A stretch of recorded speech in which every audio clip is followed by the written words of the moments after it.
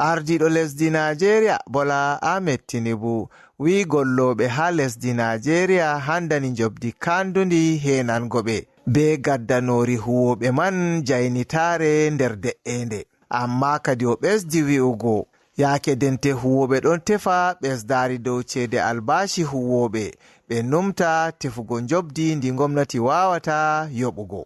Tinubu andini non on ha yake gidal ngal o waɗi be ardiɓe dente huwoɓe ha Nigeria wato ardiɗo dental Nigeria Labour Congress Comrade Joe Ajaero be ardiɗo dental Trade Union Congress Comrade Festus Osifo ha sare laamu wato Aso Rock.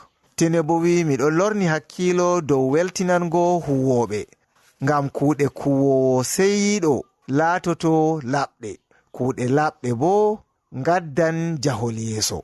Sey ni kadi no gidal hakkunde Tinubu be mobgal dente huwoɓe man heñiri laaɓai. Amma nda ministajo cakol kubaruji Alhaji Muhammad Idris tawaɗo ha jonde man. President has met with the organized labor as he has promised. He has kept his promise. This is of course in continuation of his regular consultation to arrive. Ardiɗo lesdi waɗi gidal be dente lebo bana no o waɗi alkawal. Ɗo fuu ɗon nder dawridal ngal o annini waɗugo be buttuli ko toy fodde o darna darnde dow fuɗɗam cede jobdi ndi handi huwoɓe joɓe ha lesdi Nigeria wato National Minimum Wage. Ɓawo joɗidigo be Tinubu bakinta awa gotel, ardiɗo dental Nigeria Labour Congress Mr. Joe Ajaero andini tefoɓe kubaruji dow ɓe mbolwai haala fuɗɗam cede jobdi lewru huwoɓe ha lesdi ndin, ko ngam bo kanjum on ummini ɗaɗidande hakkunde lebo man be gomnati. Because we didn't go there to talk Naira and Kobo, but at least there were some issues, some basic issues that we agreed on.